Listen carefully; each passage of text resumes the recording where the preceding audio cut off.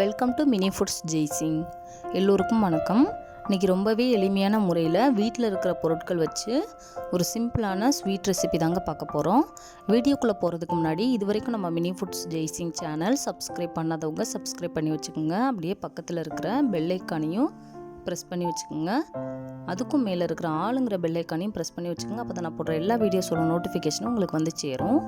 இப்போ ஒரு பாத்திரம் அடுப்பில் வச்சு சூடானதுக்கப்புறமா அதில் 2 ஸ்பூன் அளவுக்கு நெய் சேர்த்துருக்குறேன். அதில் அரை கப் அளவுக்கு கோதுமை மாவு சேர்த்துருக்குறேன். இப்போ அடுப்பை சிம்மில் வச்சுட்டு அந்த கோதுமை மாவை 5லேருந்து 10 நிமிஷத்துக்கு நல்லா வறுத்து எடுத்துக்கணுங்க. இதே போல் பொறுமையாக வறுத்து விடணும். ஒரு 10 நிமிஷம் வறுக்கும் பொழுது அந்த மாவோட கலர் வந்துட்டு நல்லா மாறி வரும். அடுப்பு வந்துட்டு சிம்லேயே வச்சு வறுத்துக்குங்க. அப்போ தான் நல்லா வந்துட்டு இந்த ஃப்ளேவர் வந்துட்டு கிடைக்கும் நமக்கு. இந்த கோதுமை மாவோட பச்சை வாசனைலாம் போயிடும். இந்த நெய்யில் வறுத்த ஸ்மெல் வந்துட்டு இந்த ஸ்வீட்டுக்கு நல்ல ஒரு ஃப்ளேவர் கொடுக்கும், டேஸ்ட்டும் கொடுக்கும். இப்போ நல்லா வறுத்தாச்சு, அதை ஓரமாக வச்சிடலாம். இப்போ ஒரு பாத்திரம் அடுப்பில் வச்சு அதில் அரை கப் அளவுக்கு நாட்டு சக்கரை சேர்த்துருக்குறேன். 2 வாழைப்பழத்தை நல்லா மிக்சியில் வச்சு நைஸாக அரைச்சி இதில் சேர்த்துருக்குறேங்க. இப்போ அடுப்பை மீடியம் ஃப்ளேமில் வச்சுட்டு இதை நல்லா கலந்து விடுவோம். இதில் தண்ணி எதுவுமே நம்ம சேர்க்கக்கூடாதுங்க. அந்த வாழைப்பழத்துலேயே அந்த நாட்டு சக்கரை வந்துட்டு நல்லா கரைஞ்சி வரணும். இதே போல் நல்லா கரைஞ்சி கொதிக்க ஆரம்பிக்கும் பொழுது நம்ம வந்துட்டு வறுத்து வச்சுருக்கிற கோதுமை மாவு வந்துட்டு இதில் சேர்க்கணுங்க. பாருங்கள், கொஞ்சம் கொதிக்க ஆரம்பிச்சிருச்சு. இப்போ இந்தளவுக்கு பதம் வந்தால் போதும். இதில் நம்ம வறுத்தெடுத்து வச்சுருக்கிற கோதுமை மாவை சேர்த்துக்கிறலாம். இப்போ அடுப்பை சிம்மில் வச்சுட்டு இதை நல்லா இது போல் கலந்து விட்டுக்கோங்க. இந்த கட்டிகள் எதுவும் இல்லாத அளவுக்கு இது போல் மசிச்சு கலந்து விட்டுக்கோங்க.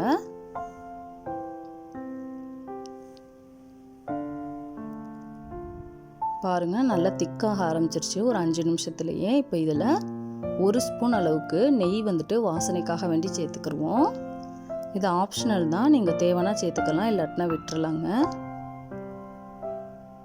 நல்லா இது போல் கலந்து கொடுங்க. கொஞ்சம் கூட பாத்திரத்தில் ஒட்டாத அளவுக்கு நல்லா திரண்டு வரும்.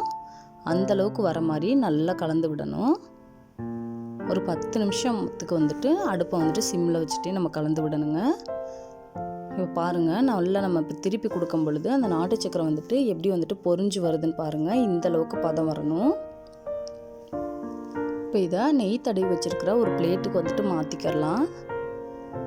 மாற்றி இது போல் இந்த கரண்டியால் நல்லா சமப்படுத்தி விட்டுக்குருவோங்க.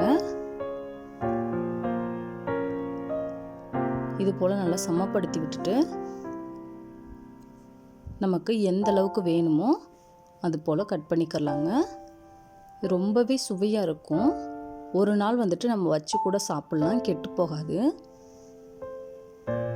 கொஞ்சம் சூடு இருக்கும் பொழுதே இது போல் நம்ம கட் பண்ணி வச்சிடலாங்க.